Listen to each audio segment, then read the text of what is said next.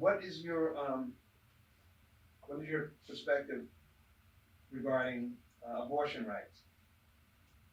I think that should be a woman's choice. How do you feel about gun laws these days? The lack thereof, in other words, of licensure. The uh, lack of requiring a license, in my opinion, allows more people to be on the streets without training. People are going to carry guns, whether with a license or without a license. But at least those with a license, there was a requirement that they had to have some type of gun safety training. And I think that safety training should be mandated for everyone. How do you feel about the state of mental health services, either locally or statewide or nationally?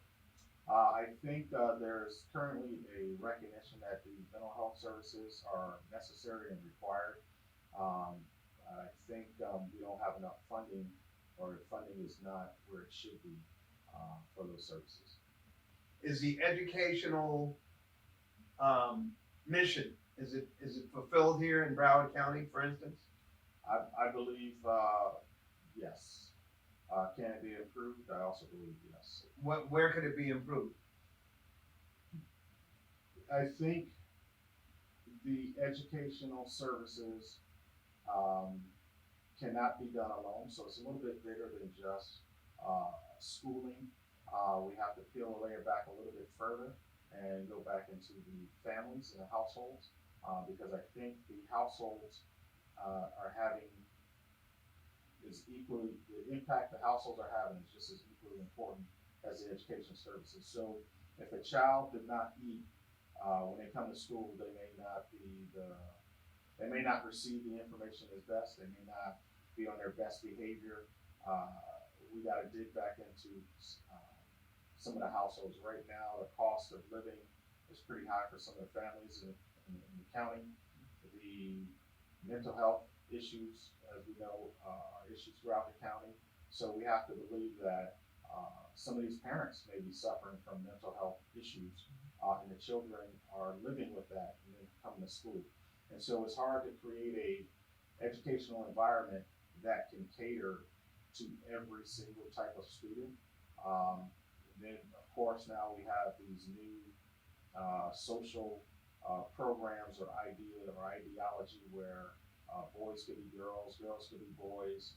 There's so many things going on now that, in addition to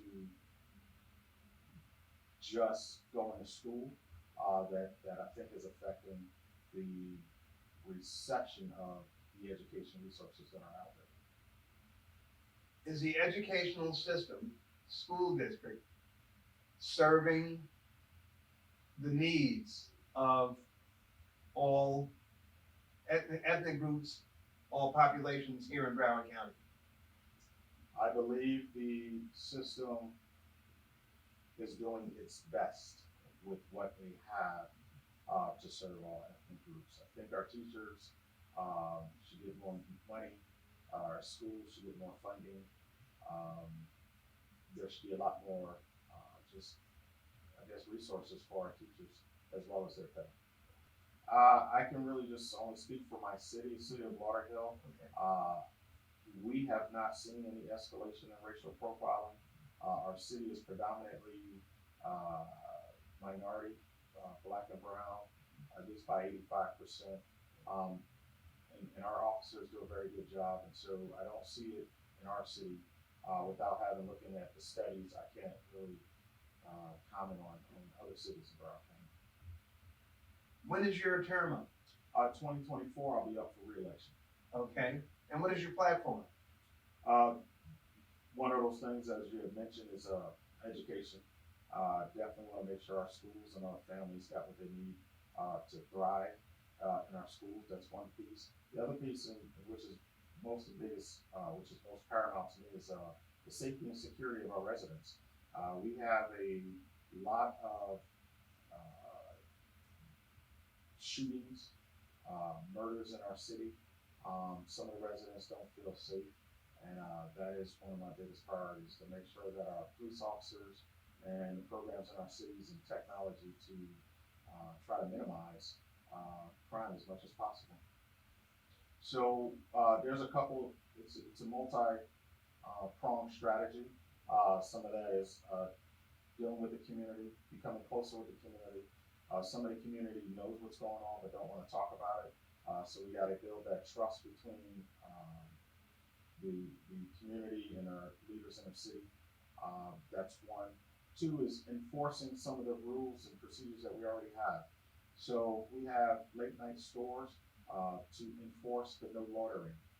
If there's not people standing out there, then people can't really sell their drugs. Tightening up on our associations and homeowners and our application process for our renters and our homeowners to make sure we keep the bad apples out of the city. When we have technology now where we have license plate readers, crack down on those cars that are not supposed to be in our city, those cars that are stolen or have people that have had historical backgrounds that were not so clean, make sure we enforce them. It's just being vigilant and staying on top of the things that we should do and responding to residents that do openly speak up. The economic status and also the status of housing, for people that need housing, where is that out at in your city? Our city, like many other cities, Is there a homeless problem in your city? the homelessness right now is starting to increase, which is probably a direct correlation to the rise in home prices, which is also increasing the rise in rent. People are becoming less able to afford, and as a result, more and more people are getting put out of their places. It's causing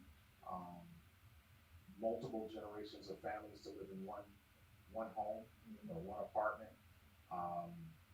As the rent continues to increase, we're seeing a rise in the homelessness in our city as well.